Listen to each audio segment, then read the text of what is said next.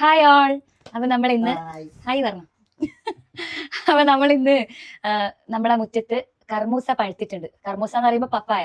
അപ്പൊ നമ്മളത് പറിക്കാൻ വേണ്ടിട്ട് പോവാണ് അല്ലേ മക്കളെ? അത് പഴുപ്പ് പോരാ. പക്ഷെ പറിച്ചിട്ടില്ലെങ്കിൽ കാക്ക കൊത്തിക്കടലിൽ ഇടും. അതുകൊണ്ട് നമ്മൾ പറിക്കാൻ വേണ്ടിട്ട് പോകുന്നു. അപ്പൊ നമുക്കത് പറിക്കാം. അമ്മ ഇവിടെ റെഡി ആയിട്ടുണ്ട്.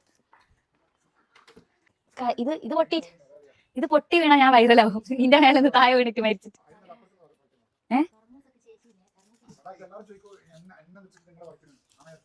സാരില്ല.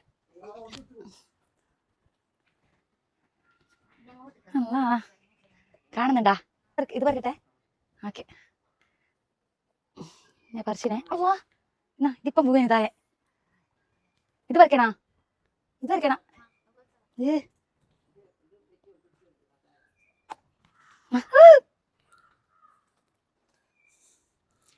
ഇപ്പൊ നിങ്ങൾക്ക് മനസ്സിലായില്ലേ? പാട്ട് പാടാൻ മാത്രമല്ല കർമൂസ പറിക്കാനും എനിക്കറിയാം.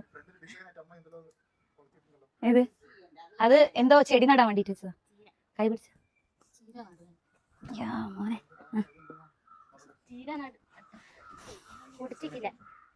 ഞാൻ വിചാരിച്ചു ഇന്ന് മുറിച്ചിട്ട് നമുക്ക് നോമ്പ് കഴിക്കാം. പക്ഷെ അത് ഇതായിട്ടില്ലല്ലോ. നാളത്തേക്കാവും.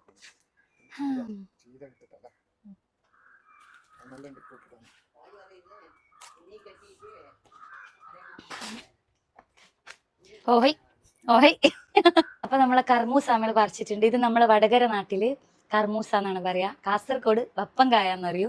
നിങ്ങളുടെ നാട്ടിൽ ഇതിന് എന്താ പറയാന്നുള്ളത് കമന്റ് ചെയ്യണേ. അപ്പൊ നമുക്കിത് പഴുക്കാൻ വേണ്ടിയിട്ട് ഒന്ന് വെയിറ്റ് ചെയ്യാം.